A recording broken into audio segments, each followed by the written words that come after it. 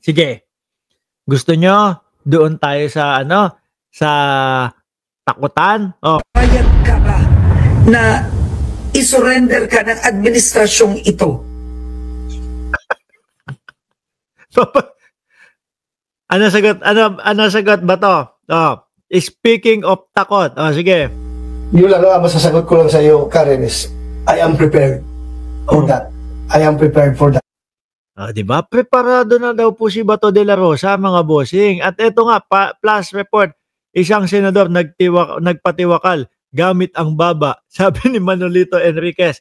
Ngayon ho, mga kababayan, since nandito na ho tayo kay Bato de la Rosa, mga kababayan, mga boss chief amo, sir, nakuha, eto, yung asawa ni Batorni, nakikiusap na, nagsusumamo na, nagmamakaawa na ata. Ano daw ho, mga boss?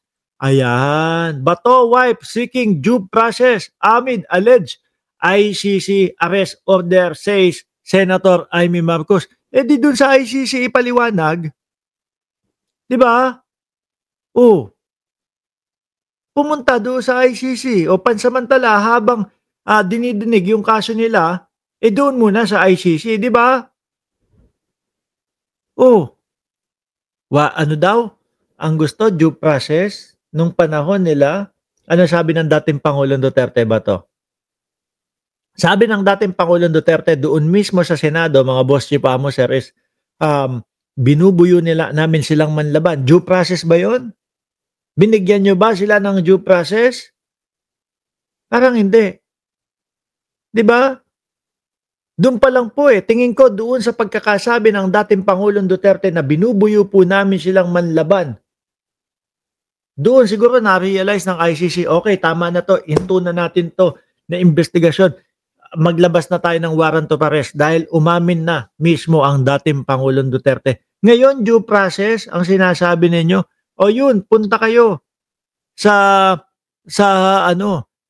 ICC at doon lilitisin kayo. Di kapag pag-acquit kayo, di acquitted kayo. Amy Marcos Bato wife seeking for due process amid alleged ICC arrest order. Kaya mga kababayan, sabi ko sa inyo, kahit na po sinabi ng ICC na hindi nila makukonfirma yung sinabi po ni Ombudsman Remulla na meron ng warrant of arrest itong si Batorni, ako'y naniniwala po ng 100% o gawin na natin 200%, naniniwala ho ako kay Ombudsman Remulla na meron na talagang warrant of arrest ito. Tingnan mo, aligagaho sila, Di ba? Tingnan mo, nasa si Bato de la Rosa ho ngayon, mga bossing. Yung 2 araw nang hindi pumapasok sa Senado, di ba? 2 araw nang hindi pumapasok sa Senado kasi sabi na, ito naman kasi si Atty. Claire Castro nakita ko parang narinig ko is kahit daw may session, pwedeng arestuhin si Bato de la Rosa doon sa Senado. Grabe Attorney Claire, sorry kung mali ako, pero yun yung narinig ko Kasi sabi mo daw, kahit daw po may session, hindi, ganito ang explanation. Kapag daw ho,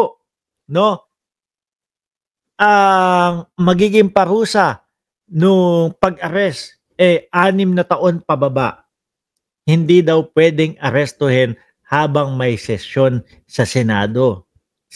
Kahit na sinong senador. Pero kapag daw ho 6 na taon pataas yung magiging kaparusahan, mga boss, chief amo, sir, pwede daw pong arestuhin. Tingin ko yun yung dahilan kung bakit hindi pumapasok si Bato de la Rosa sa Senado. Dahil siguro iniisip niya, naku, maa-aresto din ako dito. Mas lalo nakakahiya yun. Kung sa loob, di ba, ng Senado, papasukin siya. Tapos si Torre, naku, mas easy ho yun. Siguro kaya absent na lang po ako. Di ba? Absent na lang po ako. Basahin ko to. The wife of Senator Ronald Bato de la Rosa is appealing to the Philippine government to follow the law and observe due process. Bakit hindi mo man lang sinabi si Bato de la Rosa at ang dating Pangulo na kada meron silang bubuyuhin na manlaban, hindi ba kayo nakukonsensya? Dapat binibigyan nyo ng due process yan. Dapat inano mo na, sinabi mo na yan kay Bato de la Rosa para napigilan sila. I-due process na lang ang mga nguso, umay, sabi ni Irma Kapuyan. Day 2, absent pa rin, sabi ni Aid Kabatik. Oho.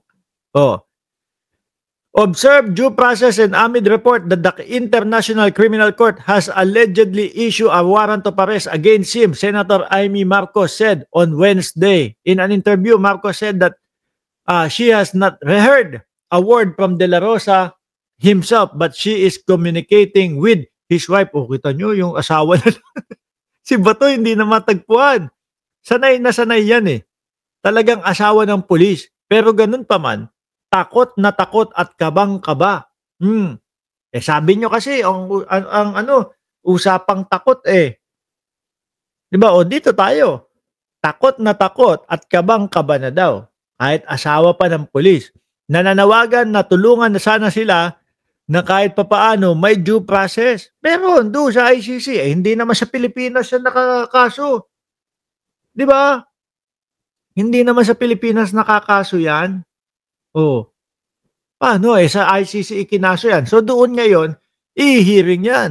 At para masigurado na attend sa mga hearing si Bato de la Rosa, ipipiit, hindi, wag na natin sabing ipiit, ididetinin na lang muna nila si Bato de la Rosa at ang dating Pangulong Duterte doon sa ICC hanggat hindi tapos yung kaso. Pagka napatunayan, guilty sila, ayun, tuluyang kulong.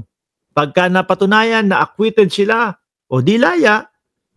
Pero sa nakikita ho natin, mga bossing sa style nitong si Kopman na lawyer ng dating Pangulong Duterte, parang pabagal ho ang style Tapos sabi pa ni Sara Duterte kay Batorni, Bato, ang kunin mong lawyer yung Banyaga. Ang kunin mong lawyer yung para siguro kagaya ni Kopman, ang gusto niyang maging lawyer kay Bato.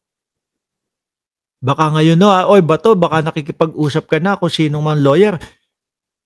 Bato, kung si Kopman man ang napipisil mo, nakukuhanin mong lawyer, tingnan mo yun nangyayari kay dating Pangulong Duterte. Lahat ng lahat ng hiling nila, wala.